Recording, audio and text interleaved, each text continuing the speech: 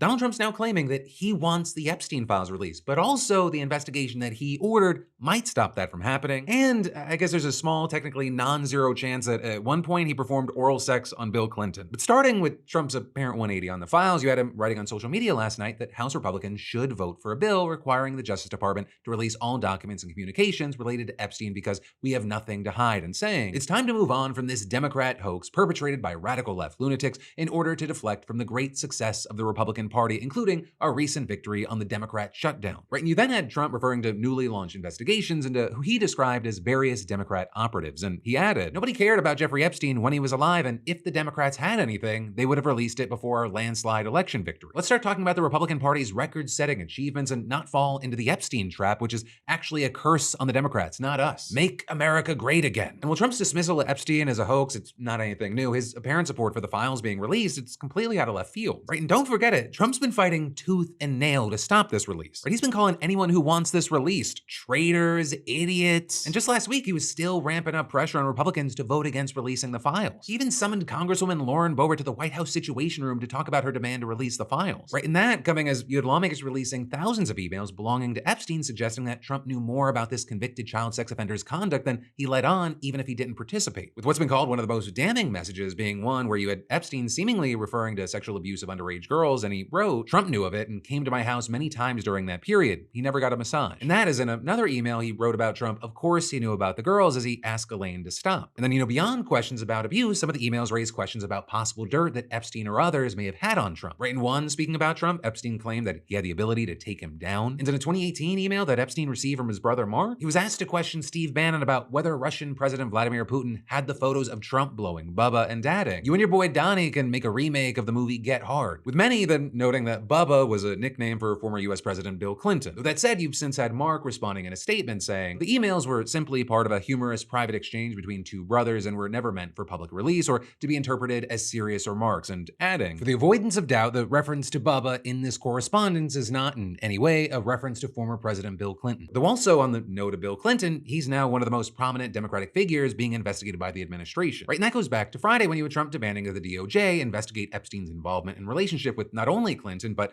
ex-Treasury Secretary Larry Summers and LinkedIn co-founder Reid Hoffman, as well as the banks JP Morgan Chase and many other people and institutions to determine what was going on with them and him. And then within just a few hours, you had Attorney General Pam Bondi announcing that she had given the case to the U.S. Attorney in Manhattan. Writing attorney Jay Clayton is one of the most capable and trusted prosecutors in the country, and I've asked him to take the lead. As with all matters, the department will pursue this with urgency and integrity to deliver answers to the American people. And with that, I'll say that these newly released emails we've seen, they've really only confirmed the extent of Epstein's connections to the rich, powerful, and well-connected, even after he pled guilty to soliciting prostitution from a minor in 2008. Larry Summers, for example, the emails suggest that he regularly turned to Epstein as a confidant, even asking for his advice pursuing a woman described as a mentee. And then also, separate from the emails, you had a recent New York Times investigation finding that JP Morgan spent years supporting and profiting from Epstein while ignoring the warning signs. And so ultimately, based on the emails and really everything else, you've got many saying that there are plenty of people and organizations that should probably be investigated. But also, it's not normal for one of those people to be the president, and then for that president to also direct the Justice Department to investigate only the ones that he perceives as his enemies. And so with all that, you kind of just have to throw out the idea that you have a DOJ that is independent, that they prosecute cases on facts and law rather than just going after people that the president points a finger at. And making things smell even more is that this DOJ, Trump's DOJ, just 4 months ago said that nothing in the Epstein files warranted further investigation. But also notably with that, even if new investigations do not result in more charges, they might allow the Justice Department to refuse to release any further files related to Epstein by claiming that they would negatively affect an ongoing case. And so it's exactly why you have Republican Representative Thomas Massie calling this investigation a last-ditch effort to actually prevent the release of the Epstein files. And on the note of Massie, not only, has he been one of the Republicans most vocal against Trump on this issue, helped spearhead this campaign with Ro Khanna, but very notably, you had him saying yesterday that 100 or more members of his party might join him in voting to release the Epstein files despite Trump's previous opposition. Right, Massie is saying that he hoped to secure a veto-proof majority. And, he and others trying to get more Republicans on board, that's been a big part of what we've been seeing, especially because even if the bill passes the House, which is expected to happen tomorrow, it would still have to get through the Senate. And there, they need to snag at least 60 votes, meaning that if all 47 Democrats voted in favor, they'd still need 13 Republicans to join them as well. And that's before even having to consider,